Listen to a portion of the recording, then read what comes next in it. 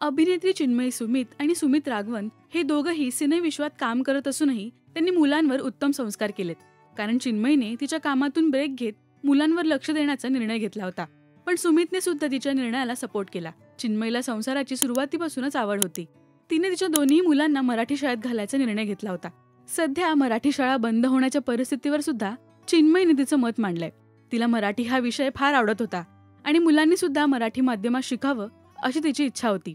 कारण जे तिला उत्तम जमतंय ते ती मुलांना खूप छान शिकवू शकते असं तिला वाटलं. पण सुरुवातीला तिच्या निर्णयाला सासू आणि सासऱ्यांनी विरोध केला होता. त्यांना मुलांनी इंग्रजी माध्यमात शिकावं असं वाटत होतं. पण तिने घरच्यांची समजूत काढली आणि मुलांना मराठी शाळेत घातलं. पण मराठी माध्यमात शिकून आज मुलांना त्याचा फार फायदा झालाय. पाणी फाउंडेशनचं काम बघायला जेव्हा तिचा मुलगा नीरद गेला होता तेव्हा त्याला अनेक गोष्टींविषयी माहिती होती आणि तिथल्या स्थानिक लोकांशी तो संवाद साधू शकला. मराठी माध्यमात शिकल्यामुळे मुलांना खूप फायदा झाला असं तिने या मुलाखतीत सांगितलंय. तुमचं याबद्दल काय मत आहे हे आम्हाला कमेंट्समधून नक्की सांगा. मराठी सिनेविश्वातील बातम्या, अपडेट्स आणि गॉसिपसाठी सबस्क्राईब करा राजश्री मराठी.